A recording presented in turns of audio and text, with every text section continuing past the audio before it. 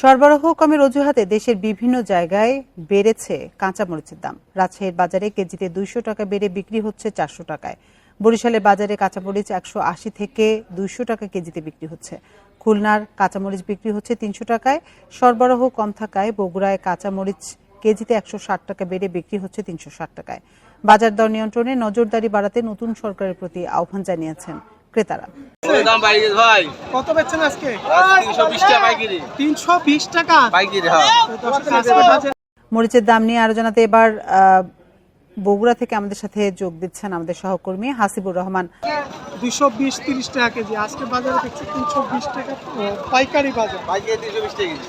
তো মরিচ কি ভাই আমদানি এখন কি কম হচ্ছে না? আমদানি কম হয়েছে, আমদানি অনেক কম, অনেক কম। মানে এটা মনে হয় খড়খড়ি বাইপাস, বাইপাসের মতো খড়খড়ি রাজশাহী যে খড়খড়ি বাইপাস পাইকারি বাজার লেগে থাকে। আমরা যতটুকু জানি যারা ব্যবসা ভাইরা আছেন আপনারা নিয়ে আসতে পারবেন ওখান থেকে পাইকারি রেটে। ওখানে প্রত্যেক দিন হাট লাগে কাঁচামরিচের, বেলা 12টা থেকে আপনার 3টা পর্যন্ত 4টা পর্যন্ত ওই পাইকারি বাজারটা লেগে থাকে প্রত্যেক দিন। কাঁচামরিচের বিখ্যাত হাট রাজশাহী খড়খড়ি বাইপাস। তো সেটা হচ্ছে রাজশাহী থেকে আপনার 4 কিলো থেকে 5 কিলো হবে পাশে রাজশাহী খড়খড়ি বাইপাস।